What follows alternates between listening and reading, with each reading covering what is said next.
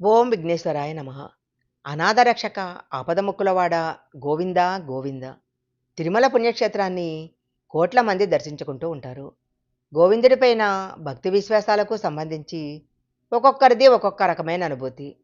కోరిన కోరికలు తీర్చే కొంగు బంగారమైన తిరుమల వెంకటేశ్వరుడు శిలగా ఎందుకు మారాడో ఇప్పుడు మనం తెలుసుకుందాము.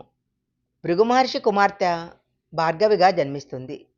భృగు మహర్షి కుమార్తె భార్గవిగా జన్మిస్తుంది శ్రీ లక్ష్మీదేవి.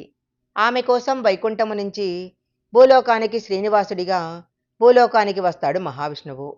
అయితే లక్ష్మీ అంశ అయిన పద్మావతీదేవి కూడా శ్రీనివాసుడిని ప్రేమిస్తుంది.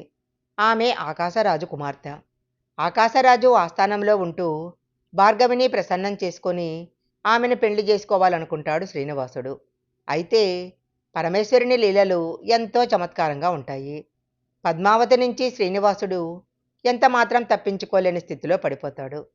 చివరికి ఆకాశరాజు కుమార్తె అయిన పద్మావతితో శ్రీనివాసుడి వివాహం జరుగుతుంది.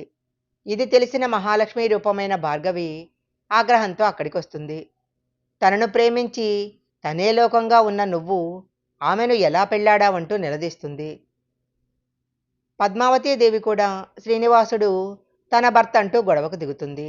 సపత్నుల కలహం ముదిరిపోవటంతో వారికి సర్ది చెప్పలేక శ్రీనివాసుడు శిలగా మారిపోతాడు.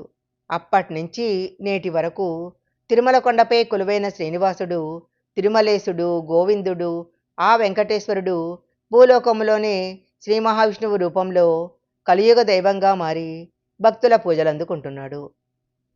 శ్రీనివాసుడు శిలగా మారటం వెనక ఉన్న కథ ఇదే. ఈ వీడియో కనుక మీకు నచ్చినట్టయితే లైక్ చేయండి, షేర్ చేయండి. ఇలాంటి మరిన్ని వీడియోల కోసం మా ఛానల్ సబ్స్క్రైబ్ చేసుకోండి. పక్కనే ఉన్న బెల్ ఐకాన్ని యాక్టివేషన్ చేసుకుంటే మేము పెట్టే వీడియోలన్నీ కూడా మీకు ముందుగానే నోటిఫికేషన్గా వస్తాయి. మరొక మంచి వీడియోతో మళ్ళీ కలుసుకుందాం.